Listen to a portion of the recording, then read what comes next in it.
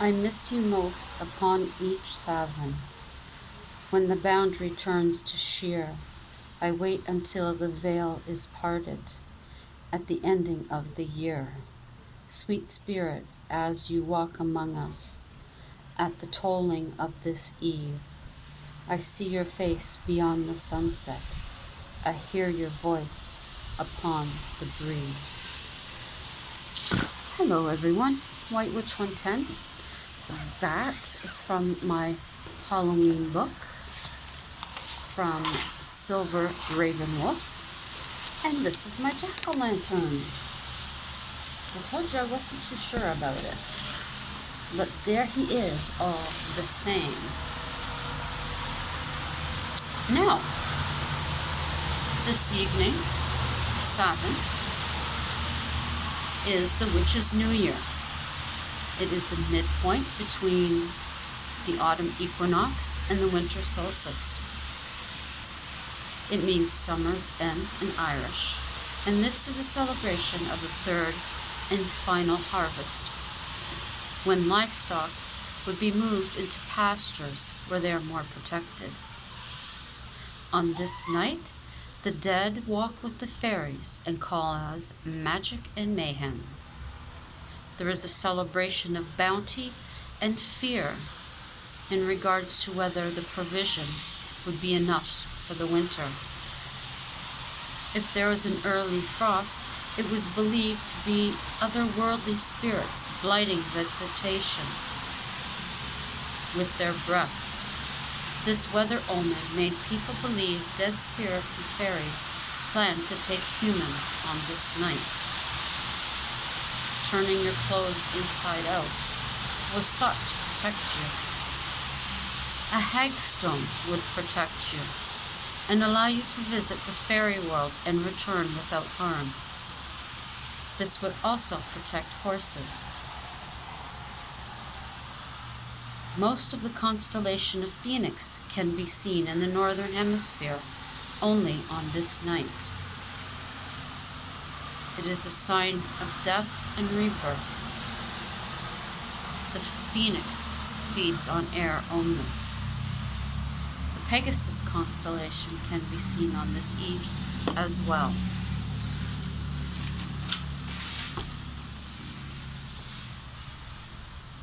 Hecate, crone goddess of wisdom, attends women in childbirth, and is she who we will face in the end.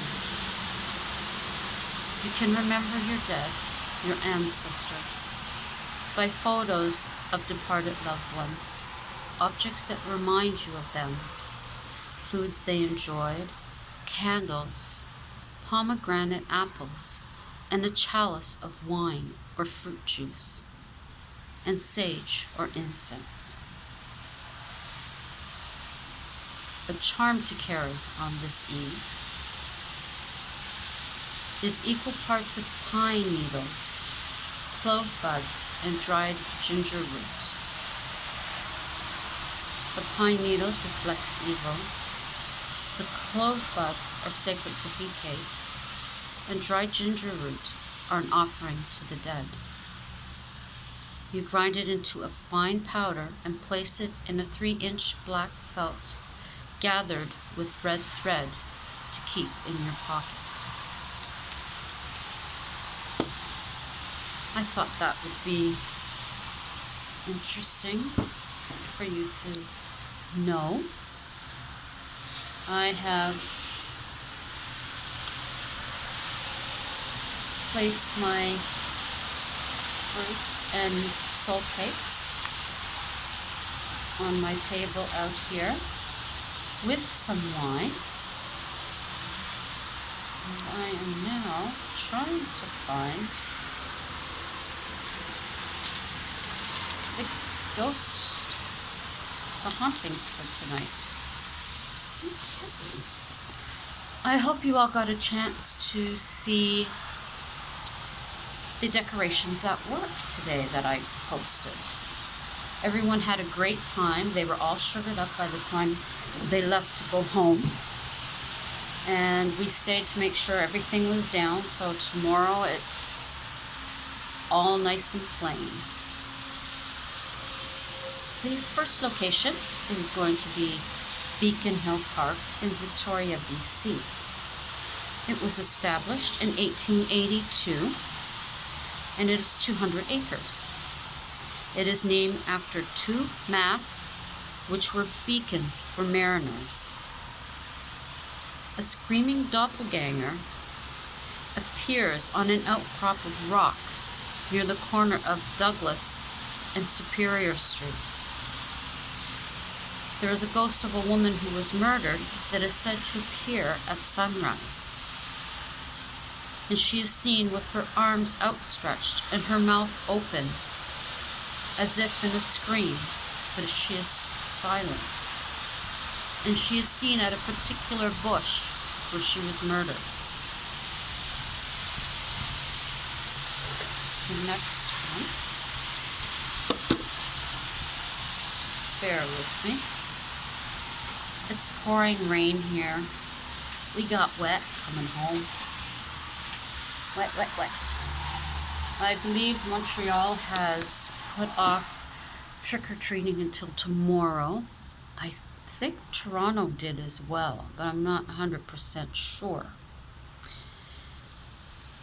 Now, the Parliament buildings in Victoria, BC,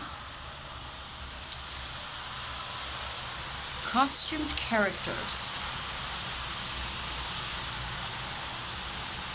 There was a man dressed as, oh, this is a continuation, I believe. Yes. I didn't realize that, but the architect. Okay, so there was a young man dressed as the architect of the Parliament buildings in Victoria, BC. And he was with some other friends who were reenactors, costume characters. And they took the elevator up to the floor they were supposed to be on. And they were surprised to see that their friend was already there. And they asked him, "How did you get here so quickly when you came up with us in the elevator?" The friend looked at them and said, "I've been up here all the time." And they said they were sure that he was downstairs and then got on the elevator with them. And he assured them he had been there all the time. Cleaning staff cleaning up I wrote this out and it's confusing. Staff who have been cleaning up have seen the librarian and swore that they seen her in the cataloging department. And they've even asked her, "How did you get to your desk so quickly?" And she has answered them, replying that she never left her desk. She doesn't know whom they seen, but she has claimed to hear footsteps and shuffling of paper. Now there is a very dear artist from BC. Her name is Emily Carr, and she was part of the group of 7. Now this is in regards to James Bay Inn. Now Emily Carr is BC's most famous and beloved and eccentric artist who passed away in the inn in 1945.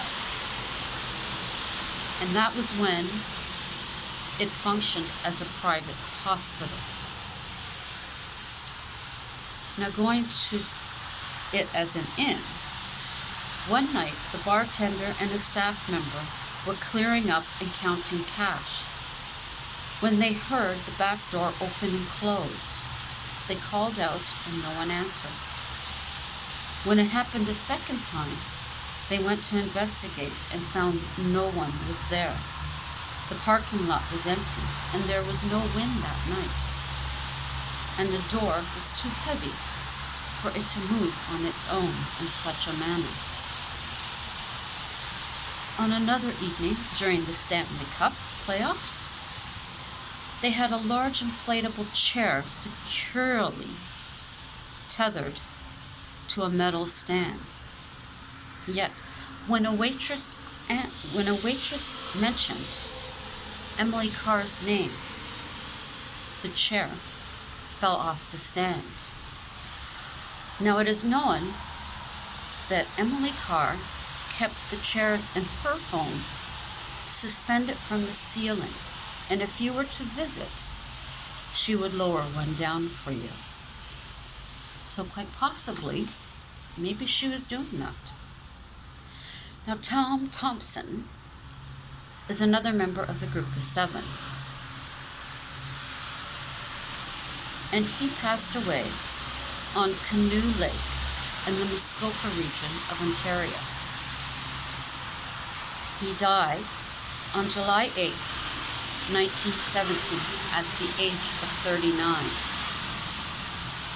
He was an outdoorsman and a part-time park ranger, and it was not unlike him to go out into the woods for weeks at a time. Hang on, guys. Sorry, I had to go get a blanket. They said the temperature was going to drop, and it is. Okay. Yes, so it was not unlike him to go off into the woods for weeks at a time. Now his body was found floating in Canoe Lake with fishing wire tightly wrapped around his leg and a bump on his head. And his body was found on July 16th. This didn't make sense to anyone because he was a renowned canoeist. Some thought suicide, but his art had just started being sold to the National Gallery of Canada. Friends believe he was murdered. Now, a gentleman was at a cottage on Canoe Lake one morning. He was stood on the dock when he heard the sound of a paddle in the water. It was a misty morning. A man in a canoe emerged from the mist on the lake. The man made eye contact with him. The man in the canoe turned and vanished. Now this gentleman had taken a photo, and in the photo, the canoeist did appear. And people who seen the photo all agreed it was Tom Thompson. Now someone had bought a painting from a show and contacted the gentleman. They explained the painting was bought because he had seen the same canoeist.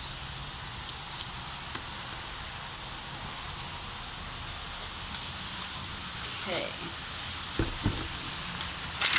Whoops. And now I'm looking for the next one. So unprepared tonight.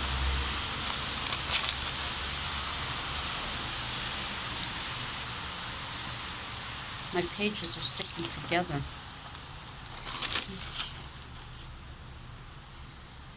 The next one is Government House in Regina, Saskatchewan. These are all pretty quick ones. It was built in 1891. It was the Lieutenant Governor's home until 1945. It housed veterans from World War II and was an educational center. Currently now, it is a museum. Staff have heard footsteps, music boxes playing when no one is around, and artifacts like chairs seem to be found in different rooms than where they should be. Now, Moosehead Inn in Kenosee Lake, it has had a new owner since 1990, and since the start, strange things have happened. Items are known to go missing. There are loud noises recorded on their video surveillance, with nothing being shown as for a reason why. Now, when renovations took place, the noises became louder, and a heavy security door swung wide open on its own. During a seance, 3 spirits communicated, and one was the former owner. And since this happened, the occurrences of noises and items going missing have lessened, but a presence can still be felt in each room.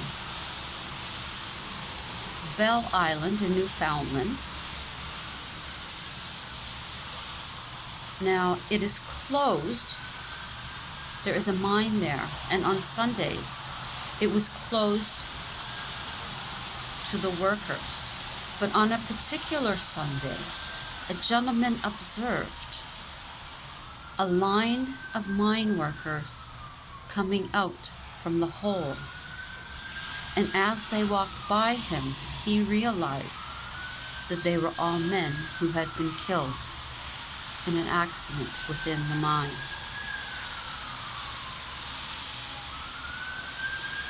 On Kelly's Island in Newfoundland, hang on. Is he stopping or no? At Kelly's Island in Newfoundland, it is said that a pirate was killed by his men and buried on top of the treasure chest. And one night, when people were camping on the island, they observed strange figures where the treasure chest was buried.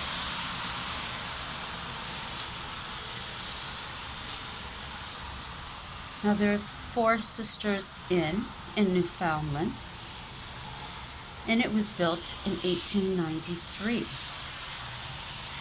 The architect built it for his 4 daughters. Now a family by the name of Murphy moved in, and they noticed that their younger daughter was being bothered. She was waking up at early hours in the morning, and she would scream, but then the scream turned into a laugh. So they nicknamed the spirit the babysitter, and they believe that it is one of the daughters with whom the house was originally made for.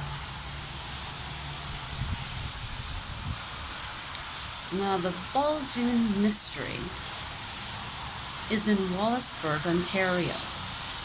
In 1830, a group of women were weaving in a barn when 3 beams fell. Now it doesn't state as to whether they were killed or not. It just states that they scattered. But since that time, weird noises have been heard. Freak fires have happened. And livestock have been found dead. And stones are known to fly. Now, a gentleman by the name of John T. MacDonald was told that if he shot a black goose, the curse would lift and these disturbances would stop. Now, he was going to be selling the barn to a woman. And when the woman showed up to buy the farm, her arm was in a sling, and the arm that was in a sling is, you guessed it, the same one that he shot, the same wing of the goose, the same side that he had shot. Next one is the Christie Mansion. And it is called that because Mr. Christie, the cookie maker, the saying, Mr. Christie, you make good cookies, it was his home. It is now Regis College. Now, William Christie died a successful man, but his son Robert, who inherited the home, did not. He had made a secret chamber for his mistress, and when she realized that his affection for her was waning, she hung herself within the home. And it is said that if you enter room 29, by yourself at night, the door will swing shut on its own. And the last one we have in haunted places for this evening is Peggy's Cove, Nova Scotia. In the 1800s, a woman named Margaret took her own life because she survived a shipwreck that killed her children. Her husband, trying to cheer her up, was dancing on rocks near the sea's edge. He slipped and died of a head injury. It is said shortly after, she took her own life by jumping into the sea where he had died. There were reports of a mysterious lady in blue poised to jump off the rocks, and if someone tries to help her, she'll disappear. Now, last story for this evening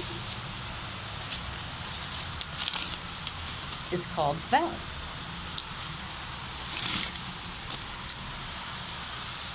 The skull, some say, belonged to a Mr. Bell, who was murdered by his wife's brother.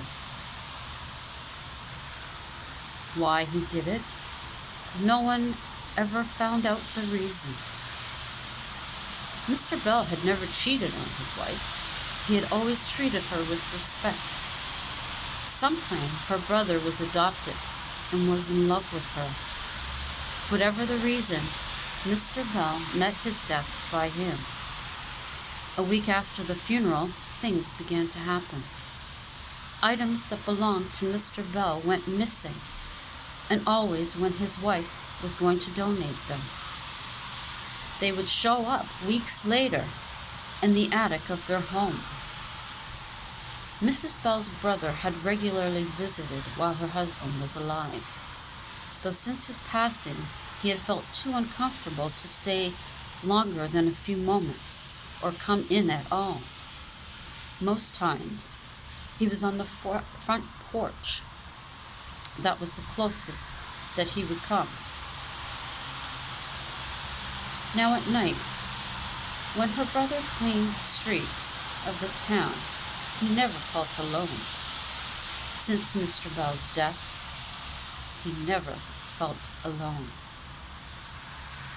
He had planned things so well, everyone believed that it was an accident, that Mr. Bell had fallen down his basement stairs.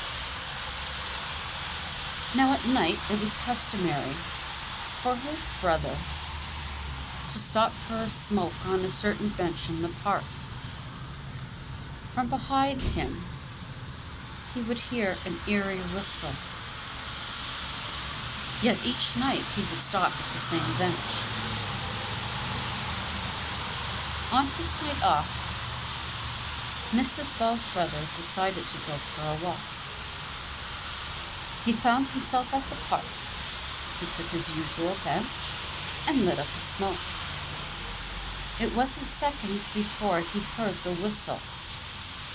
This time it unnerved him enough that he quickly left. The following week, money had disappeared. Money he had disappeared. The following day, his sister would find money in the amount that he had misplaced. Now he knew she would not be able to steal from him.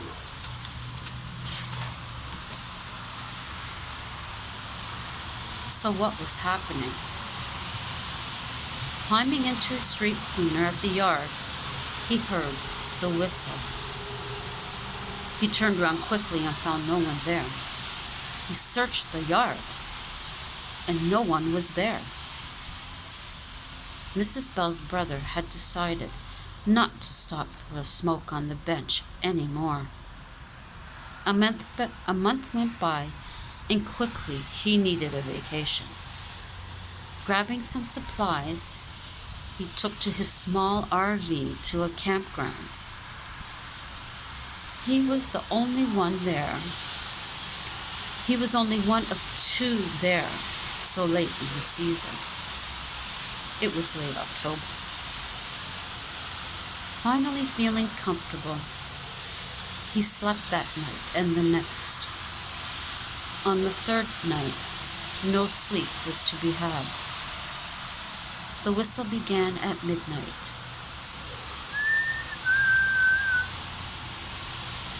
And every hour after that. Awaking on the fourth day, he moves to another location. As with the last one, the whistle echoed in the night each hour.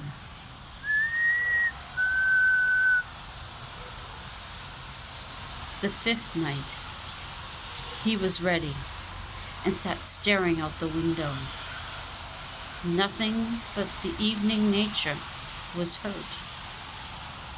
Finally, he fell asleep. On the sixth evening, the eerie whistle returned.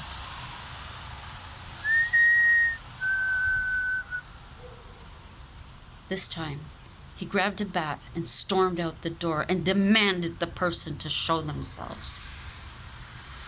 Quickly, a gray mist appeared. It took form in no time at all, and the form was that of his dead brother-in-law. The following morning, Mrs. Bell's brother was found huddled in a corner of his RV, repeating, "Stop whistling! Stop whistling!" He was taken to a local hospital for his mental health. A whistle can be heard throughout the hospital. Mrs. Bell's brother joins in, floating along the hall.